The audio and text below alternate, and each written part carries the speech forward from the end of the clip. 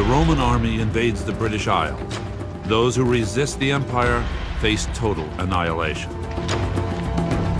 The Romans had to go on slaughtering every living thing, including dogs, until the commander said stop.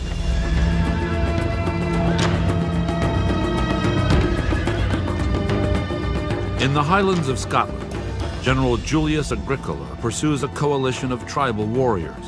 He can hardly wait to tear the enemy to shreds. Often on the march, when mountains and rivers were wearing out your strength, did I hear our bravest men exclaim, "When shall we have the enemy before us?" Agricola gets his answer sooner than he thinks. It comes from the native peoples of the British Isles, known as the Britons. At a site called Mons Gropius, they confront an empire that seeks to enslave them.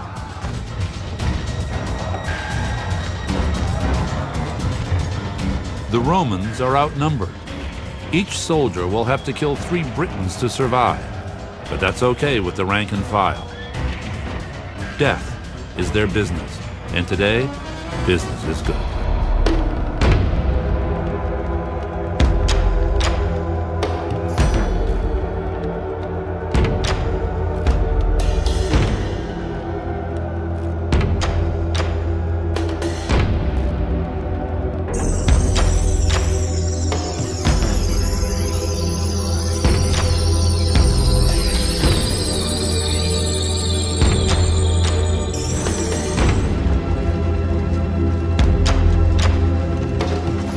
From Scotland to North Africa, Roman military strategy shared something in common with the 20th century blitzkrieg. Showing mercy to the enemy was low on the wish list of generals like Agricola. But what about the Roman soldiers?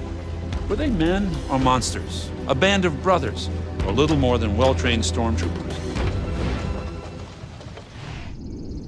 Archaeologists dig for the truth at a site called Vindolanda. Among them, Andrew Burley. Here in northern England, he probes a jumble of stone and bog for insights into Roman conquest. The best things at working at Vindolanda on this site is the fact that it's very physically and mentally demanding, very challenging. On the other hand, Vindolanda is the sort of site which always gives you a reward and always gives you a surprise. Over decades of occupation, several garrisons were constructed here, one built on top of the other. Between the slices of this Roman sandwich lies an archaeological banquet. Aqueducts feed water to an honest-to-goodness Roman bath. There's the fort's slaughterhouse, complete with a runoff gutter for blood.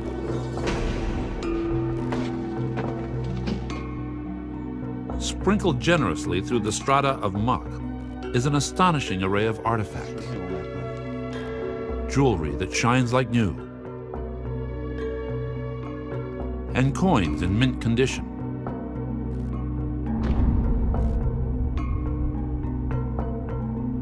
The word Vindolanda means shimmering lawn, a deceptive name for a desolate outpost at the edge of the known world. In the 1st century AD, the mighty Roman Empire stretches from the Middle East to the British Isles.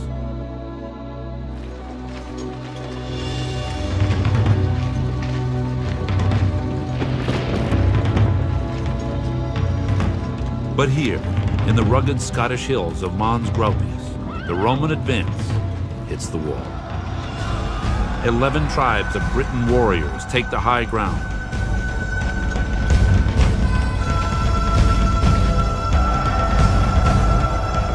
Skilled at making bronze into weapons, the Britons wear blue war paint extracted from wildflower. Their leader, Calgacus, pegs Rome's intentions for what they are. We, the last free men, have been shielded till today by the very remoteness for which we are famed. But today, the boundary of Britain is exposed. Beyond lies nothing but waves and rocks and the Romans. Where they make a desert, they call it peace.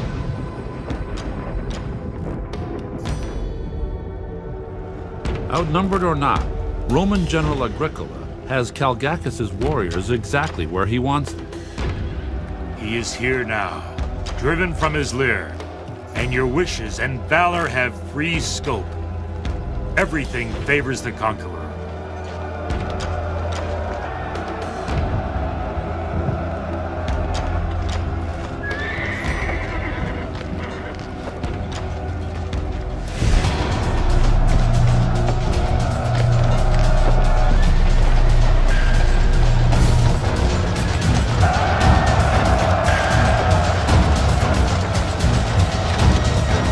To save their skins, Roman soldiers now rely on a strict sequence of precision tactics.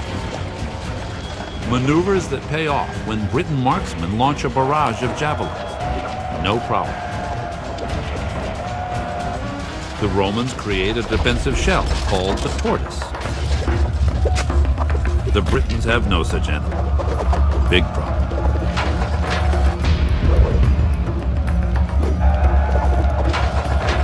Against a highly disciplined army, luring the enemy on. This was the Roman army's great success, winning battles out in the open.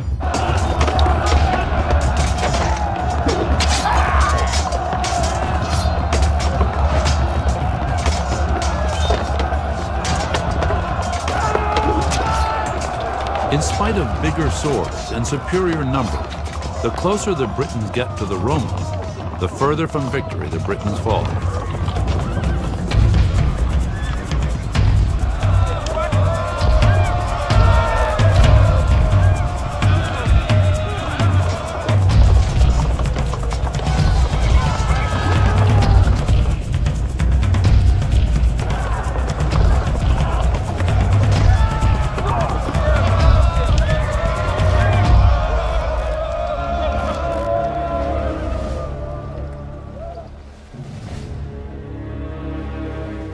Ten 10,000 tribesmen are slaughtered.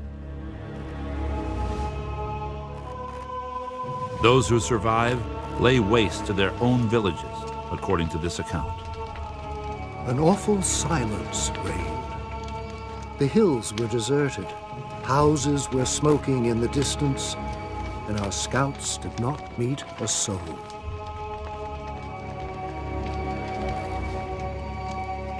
The Britons despise and fear Agricola's legions more than death itself. Retreating warriors set fire to their own homes.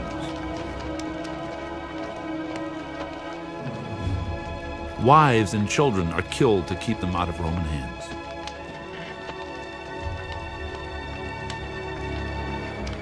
But who are these men they fear? The heartless agents of empire? Imperial robots, invincible in battle?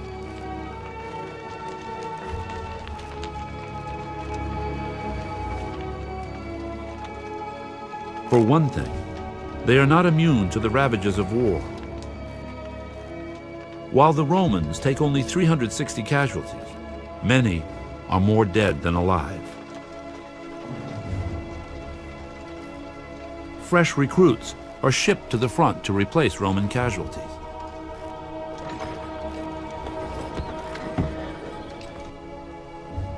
One of these soldiers, ancient records show, was named Messicus.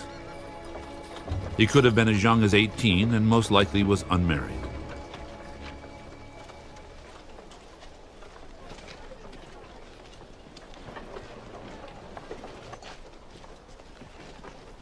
For soldiers like Messicus, the only refuge lies within garrisons, like Vindolanda, just one of a series of forts along Rome's last frontier. Awaiting him inside were creature comforts, dry beds and barracks, to name a few. But was there a sense of family among this band of brothers? For Andrew Burley, family has everything to do with Vindolanda. Starting in the 1930s, Burley family members have excavated the site season after season. The Burley clan is supported by a dedicated staff, volunteers, and visiting experts. Conditions here require a redefinition of the term dirt archaeology. Dirt is for wimps. Vindolanda has Frankenstein dirt, and it's always sopping wet.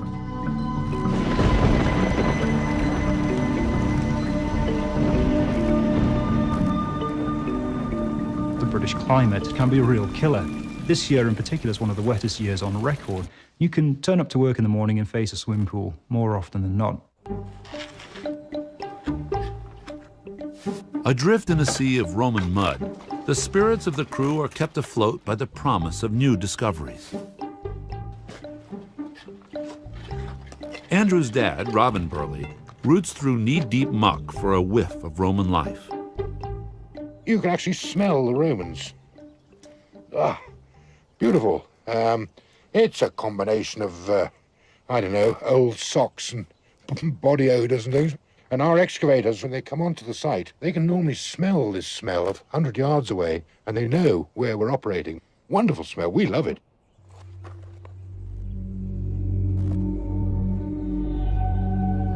The handle from a flagon is a clue that alcohol was available, a substance that served a number of tasks. For Messicus, a big gulp of spirits helps deaden the hardships of the front lines. For others, it helps numb the pain of mangled limbs.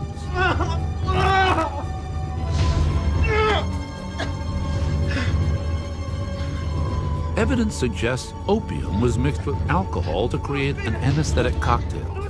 A brew was potentially lethal for the patient, as the surgical procedure that followed. Among Burley's most compelling finds are medical tweezers, a silver probe to open wounds, and this bronze blade, the instrument of last resort. It was the dread of every fighting man of the empire.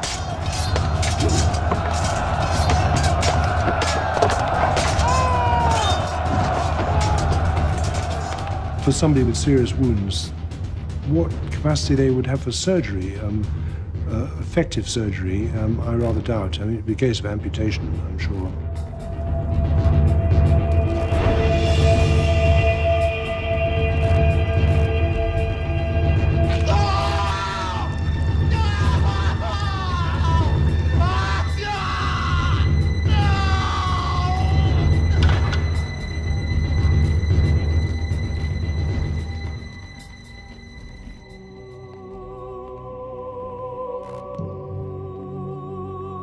Severed limbs and the lives of men feed the insatiable fires of Roman ambition.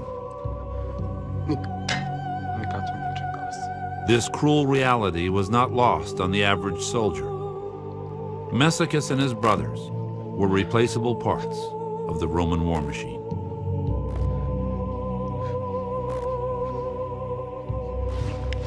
Piece by bloody piece, its inner workings and broken cogs surface at Vindolanda.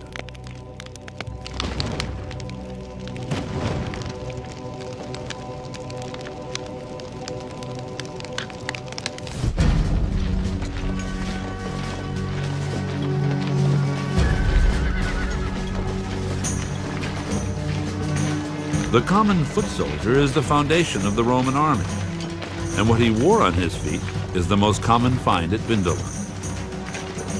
Ah, that's a nice one, Andrew. That's a nice one. It's the posh officer's sandal.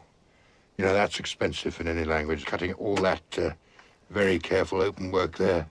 All the money is in the uppers. We always say that Vindolanda's got everything that Pompeii and Herculaneum haven't got.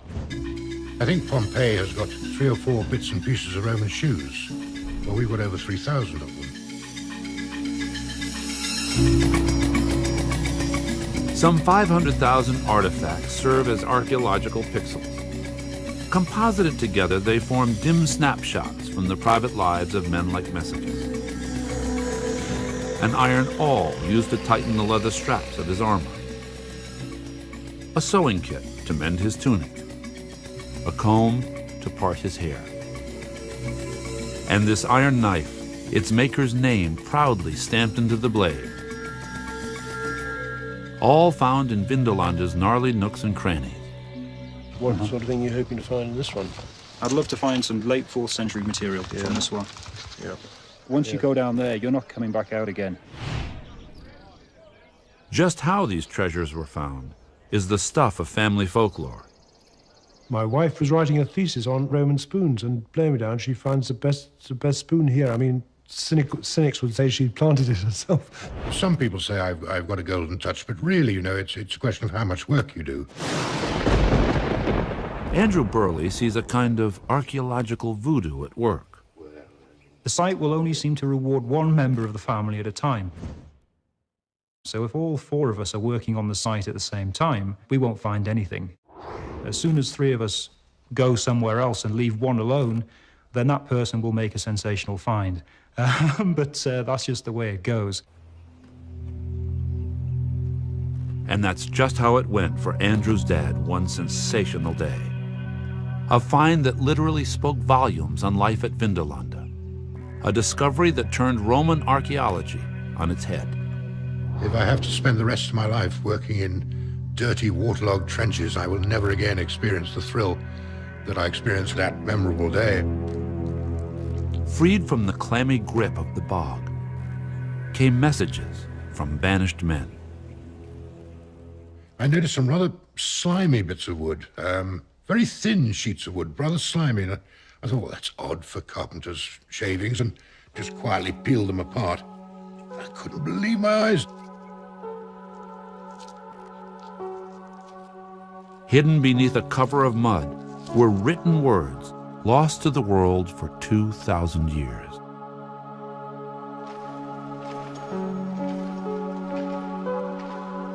Massicus and his brothers had broken ranks with the past and delivered to archaeologists messages from a lost world.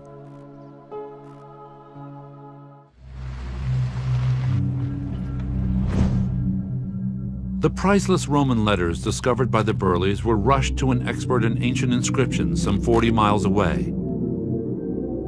But the journey to the past had ended before it began. When the shavings were unpacked, the words had vanished.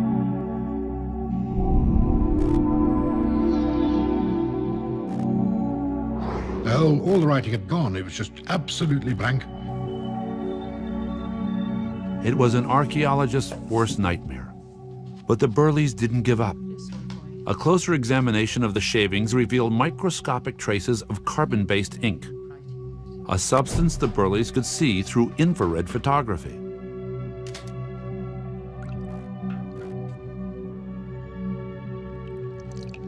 Ancient histories of the Roman invasion of Britain mention only a few generals and governors. Now, written in their own hand, came the names and origins of some 600 Romans at Vindelande.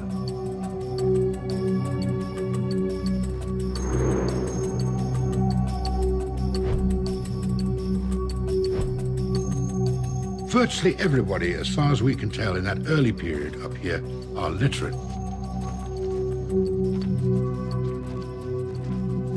We know there was a doctor here called Marcus.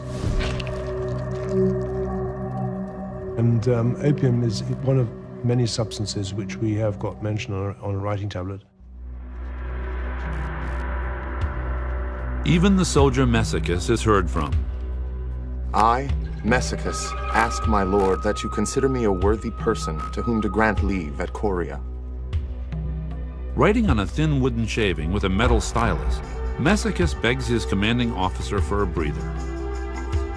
The odds are he had a brother or a close friend in another regiment that he wanted to visit and sort of go to the pub with for a few days.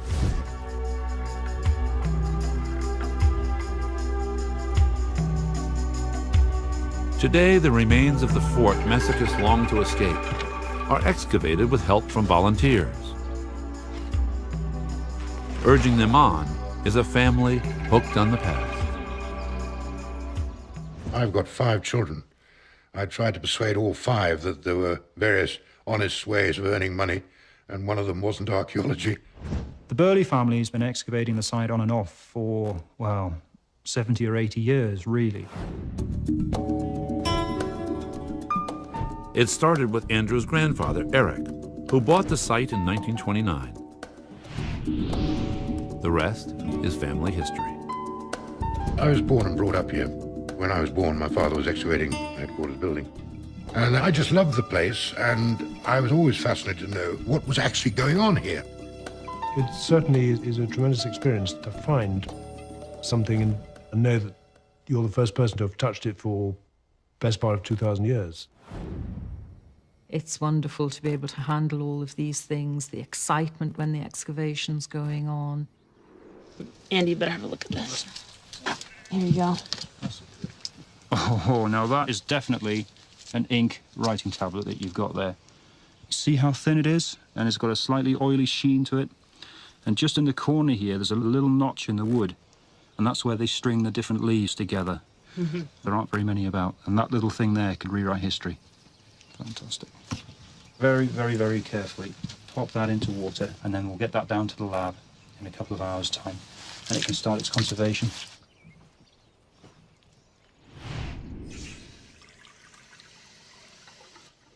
Andrew's mother, Patricia Burley, takes over from there. To free the tablets from the sticky bog requires the patience of a saint and the touch of a surgeon. When something's been in the ground for as long as 2,000 years, it's very, very fragile indeed. You can feel the brush going through the tablet and onto your fingers beneath.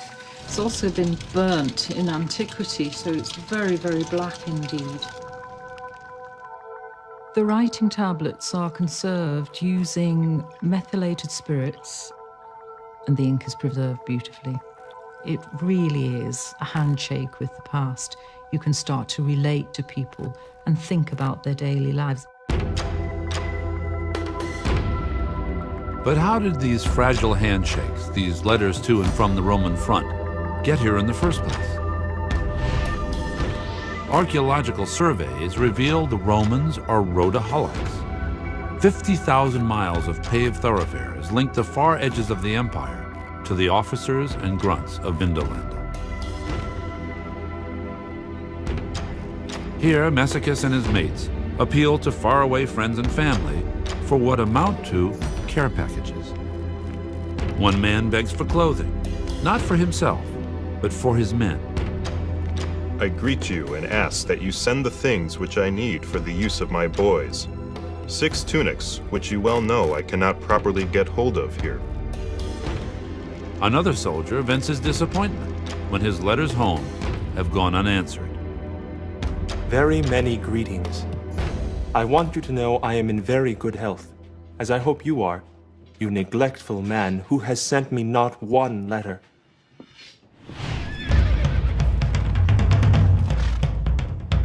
Needless to say, even the smallest of mail deliveries are major deals. The letters from Vindolanda have helped historians peek into some mysterious corners of Roman life, whether they wanted to or not. For instance, have you ever wondered whether Roman soldiers wore anything under those tunics? Well, you're in luck.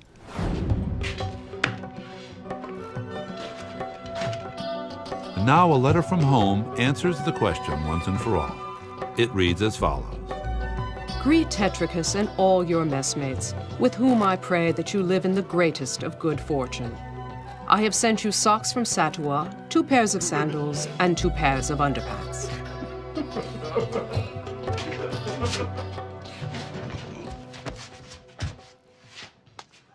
And when you get down to socks and underpants, you're getting pretty close to the nitty-gritty.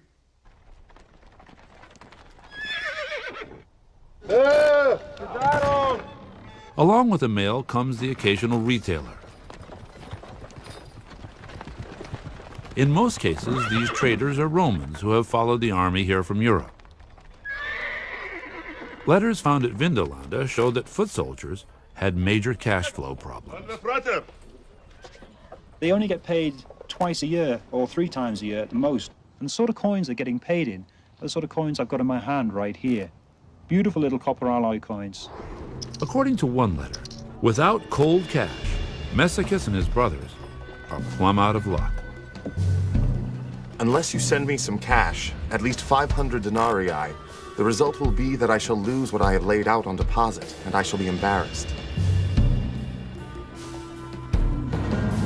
While Messicus struggles to make ends meet, his commanding officer, Flavius Cerealis, earns about 50 times more. We know an awful lot about him. We've got 80 or 90 of his letters now, and I can tell you his wife, his children, names of his wife, his children, his friends. One like a soap opera letter we've ever found. Letters found at Vindolanda reveal that Flavius and his men were not from Rome. In fact, they weren't even Roman. They hailed from Batavia, what is called the Netherlands today. A Roman historian said, the Batavians were like weapons and armor, only to be used in war. They had some tremendous skills which the Romans valued, like they could swim across rivers fully armed, leading their horses with them. The Romans also used them to win the Battle of Mons Graupus.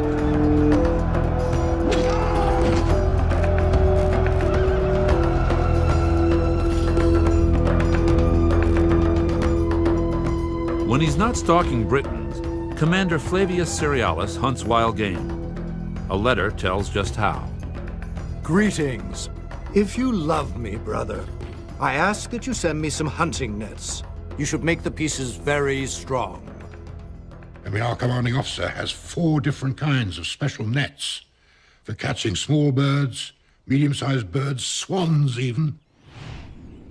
After a long day on the hunting grounds, Flavius lives the high life. Shopping lists discovered at Vindolanda show he dined on fresh oysters and vintage wines. Cheers. Flavius is allowed to bring his family to the frontier. His wife, named Lepidina, dresses fashionably. His children have a private tutor to school them in a classical Roman education. The Burleys unearthed a fragment of Virgil's epic poem, the Aeneid, written in a child's hand. Really rare. When they saw the translation, they were astonished to find something more than just a Latin lesson. The normal capital, inter ea pavidam volitens spinata, then it should have said per urbem. Then someone in totally different handwriting. You see here, S-E-G, short for segnita. Sloppy work. He's done pretty well, poor chap, but then he's gone wrong, and no doubt he got a crack over the head from the teacher who wrote sloppy on it. While Flavius enjoys the good life, his soldiers at the fort take time off for bad behavior.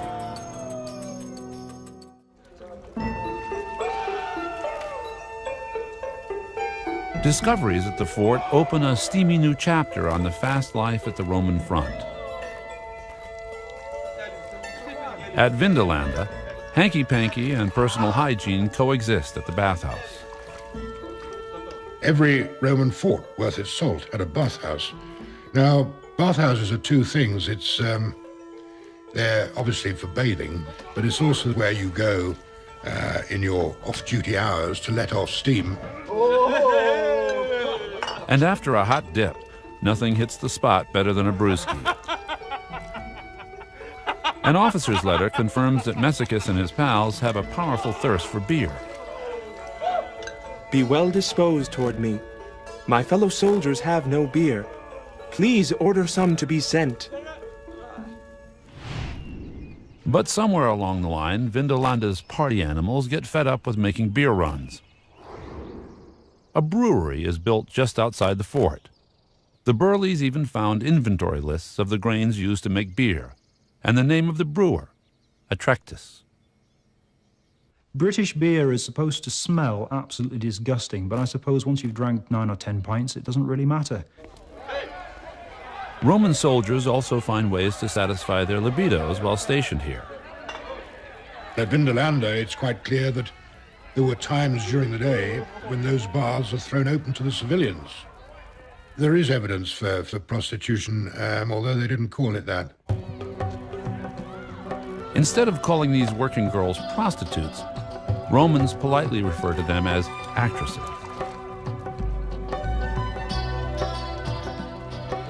While casual sex is tolerated on the frontier, at least one Roman emperor tries to keep the lid on things. He decrees that no place of entertainment may be built too close to garrison walls. And the fact that he issued the edict so many times shows that no one was paying any attention to him whatsoever. I don't think they were obsessed with sex. I think they were actually very much open about sex. Artifacts discovered at Vindolanda bear this out. This figurine celebrates the female form. And these small phallic-shaped pendants leave nothing to the imagination except perhaps who wore them and where. This item has nothing to do with sex, but everything to do with fun and games in the bathhouse. The Roman soldiers are notorious for their gambling. We find traces of that in parts of gaming boards and, of course, dice. And it's one of those objects from the Roman period that you could pick up and use in exactly the same way today. Along with beer and actresses came the occasional game of Roman craps. One pair of ancient dice proves that some players made their own luck. It's very evident on a few that they have got little lead plugs and little lead fills, which means that they roll 5 or 6 practically every time. So there's obviously a bit of cheating going on. On the frontier, rip-offs are common. We often get weights and measures which say they're one thing and definitely are not. Whether it's spoiled wine or a tipped scale, getting caught cheating is not taken lightly. In Roman cities, committing robbery could bring a sentence of crucifixion. Even offenses like bribery or slander could result in death. Out on the frontier, justice was dispensed by local garrison commanders. Roman army punishment is usually very straightforward. Your company commanders all have as their basic badge of office a vine stick, and they use it. Shadow. Punishments for even the smallest crimes are severe, both for soldiers and civilians. One letter, discovered at Vindolanda, is a personal appeal from a merchant. For the crime of cheating his customers, he faces a brutal whipping.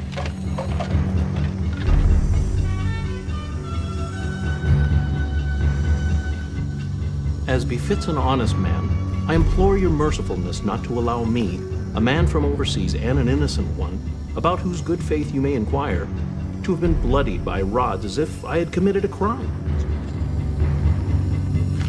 The plea for mercy is denied. The Burleys are intrigued by a single phrase within the letter where the merchant refers to himself as a man from overseas. I'm a man from overseas. That's a very interesting statement, that, because what he's saying is, look, I'm a proper Roman. Beatings are for Brits, not for people like me. Roman oppression of native people may well have included atrocities far worse than whippings. Recently, new and chilling evidence emerged from the bog. Staring excavators in the face was the skull of a decapitated man.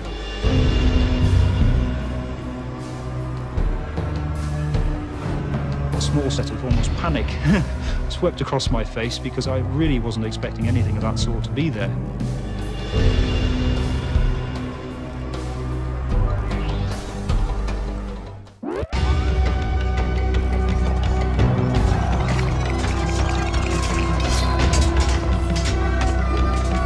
In spite of their defeat at Mons Gropius, the Britons remain a constant threat to the Romans at the end of the 1st century.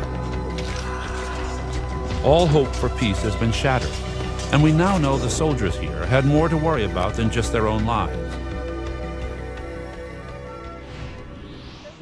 When archaeologists excavate a barracks, they discover the men of Vindolanda had made yet another adaptation to the frontier. You'd expect a squad of 8 men in each of these rooms. But when we analyzed the finds from these rooms, and particularly when our leather expert analyzed the finds, She reported that in 2 of the rooms, most of the footwear belonged to women and children. Roman soldiers had taken common-law wives and started families. And that really knocks on the head the idea of this poor old Roman soldier having to do his own mending and washing and everything. Don't you believe a word of it.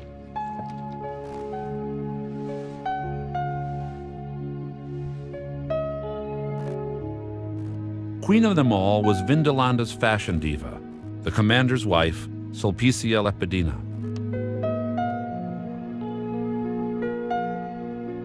We know quite a bit about Lepidina from the writing tablets. She's just a little bit vain, I think. She's got a very nice, neat foot. She has her shoes imported from a very expensive shoemaker in Gaul. Lepidina led an active social life and had close friends. A party invitation sent by the wife of the commander of a nearby fort is both sophisticated and deeply felt. Greetings. I send you a warm invitation to come to us on September 11th for my birthday celebrations, to make my day more enjoyable by your presence. Farewell, sister, my dearest soul. While Lepidina fills her social calendar, Massicus and his brothers hone their survival skills. To find the enemy's weak points, they practice with wooden mock-ups of the Long Britain swords. Javelin practice is also a must. Fixed with sharp-tempered points, their shafts bend on impact, making them difficult to pull out of a wound.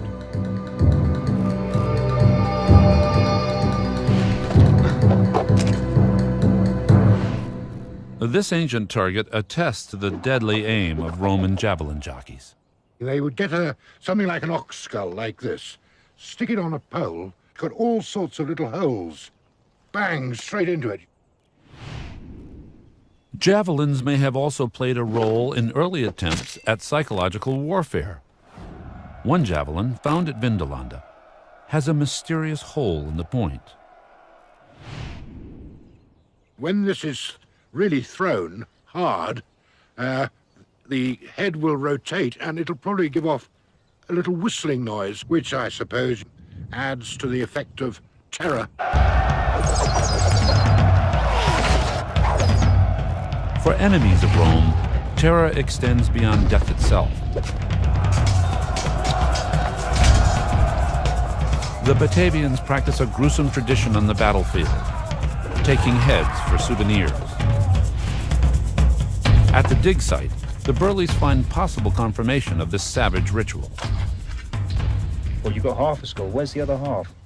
We're going to have it analysed, and we're going to test to see whether the person has been scalped alive and then killed, or has had the hair removed after death. Such atrocities only stiffen Britain resistance to the Roman invaders. But in 117 AD, the Britons finally get some good news. Ironically, it comes from the heart of Rome itself. Emperor Trajan, the architect of imperial domination, has died. Rome had seemed as hard and invincible as its canyons of marble and stone. Now, the death of Trajan runs like a crack through the foundation. All round the frontiers, all the people on the fringes, rose against Rome or rose in rebellion, and this included the Britons.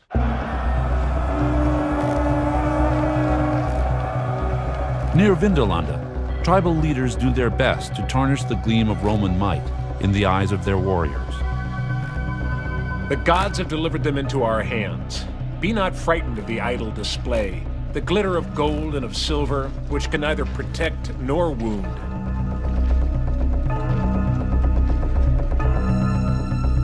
As the Britons' resistance intensifies, more complex weapons are issued to the men of Vindolanda.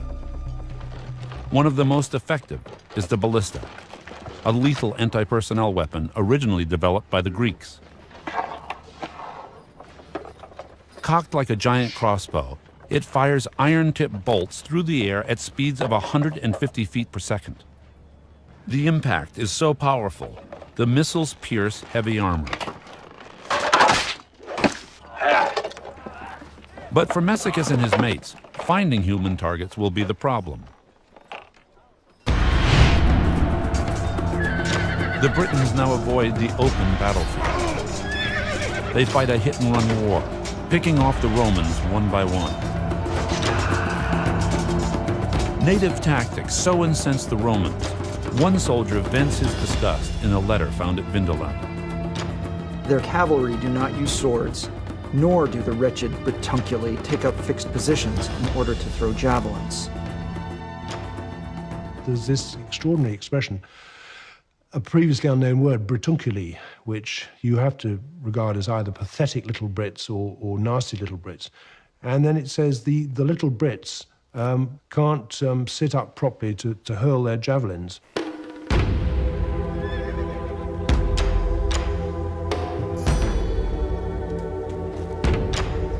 The Britons have found the fatal flaw in Roman strategy.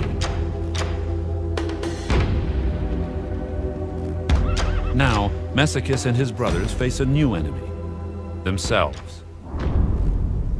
Where they couldn't cope is exactly the same as where modern armies can't cope, and that is guerrilla warfare in mountainous, forested regions.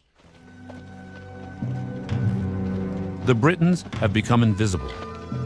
To find them, Messicus and his brothers are forced to leave the open battlefield. In this new realm, the element of superior force comes in a poor second to the element of surprise.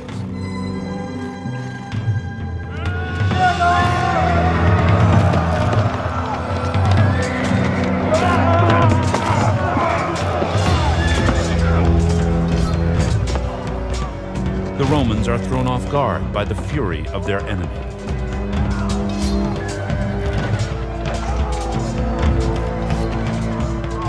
Death with honor is their only solace, a code defined by the Roman general Agricola.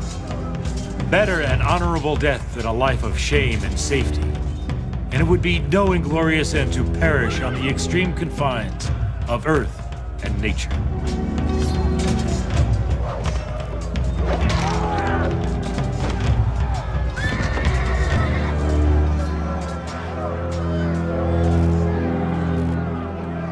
Guerrilla warfare takes its toll on Messicus and his comrades. It may have also had a brutalizing impact on life inside Vindolanda itself.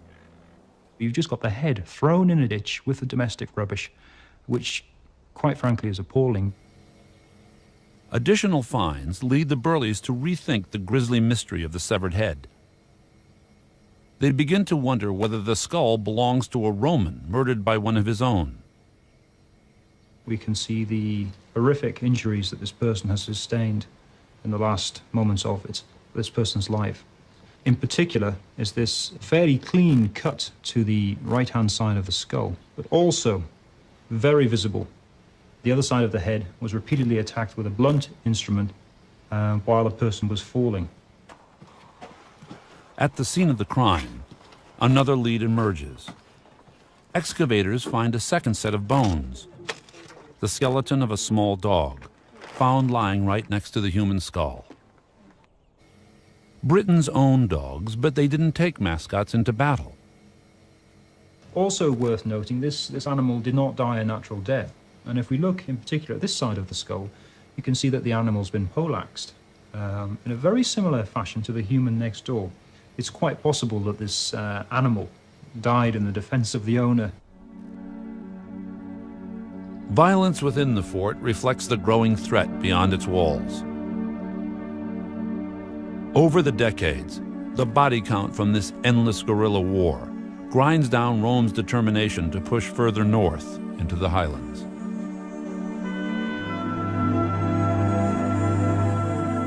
A new emperor wants to cut Rome's losses without losing face, but his colossal solution drives the men of Vindolanda up the wall.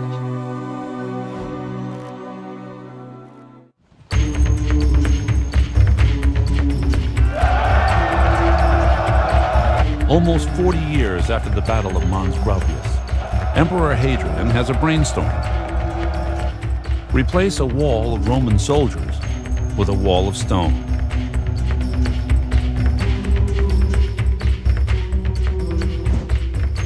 Roman casualties along the Briton front continue to escalate, so Hadrian makes an executive decision.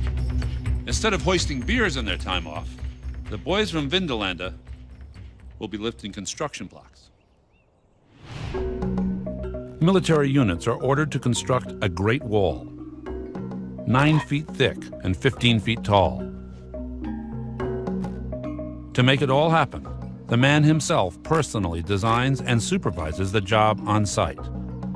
And Hadrian's message, I think, by building the wall to the people at home was, look, boys, there's going to be no more wars of expansion. That's it. Hadrian's creation includes defensive ditches and berms. To compound the challenge, he keeps changing the plans, even after his return to Rome.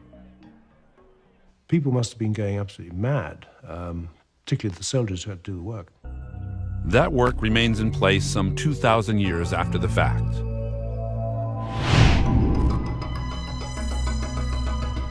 Hadrian's Wall runs 73 miles, from the Irish Sea to the North Sea.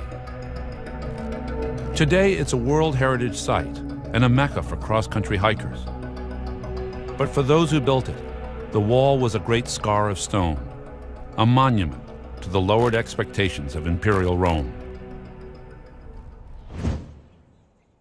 Carved into the walls at Vindolanda is a more earthy symbol of Roman arrogance. We find an astonishing specimen 12 inches long, so pointing at the enemy, as it were, more or less meaning up yours. So rich are the finds at Vindolanda, it will take an estimated 200 years to complete the excavation. On their watch, the Burleys are more than happy to take things a day at a time. I love everything that we find, whether it's buildings or ovens or utensils, weapons, jewelry, fixtures, fittings, the whole lot. And you just wonder what's going to appear tomorrow. I think of Vindolanda as almost a person in its own right. It's like someone stepping out and shaking your hand from the past. In the end, the same delivery service that linked Lepidina to the outside world will bring the world of Vindolanda to an end. In 105 AD, the men of the garrison are ordered to ship out. The garrison and all unnecessary items must be destroyed to keep them from falling into enemy hands. The Burleys believed the men were rushed to the Danube to suppress a rebellion in what is today the country of Romania. They chuck out stuff they don't need, including their waste paper. You could tell they'd gone in a hurry because in some of the rooms there were piles of junk left on the floor. And along with this priceless junk were the letters. Too numerous to take along, too sensitive to leave behind.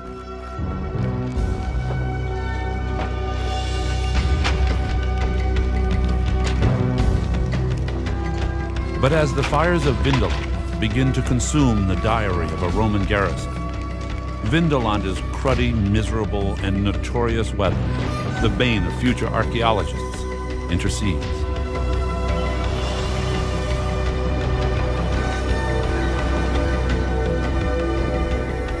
Blown free of the flames, the letters are saved from oblivion by the cold North Country rains.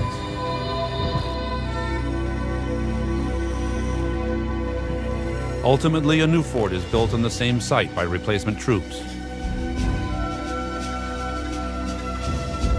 Sealed by accident beneath its peat foundations are messages from lonely warriors, desperate men, and survivors. Letters from the Roman front, words, feelings, and hopes, written not by heroes or monsters, but by human beings.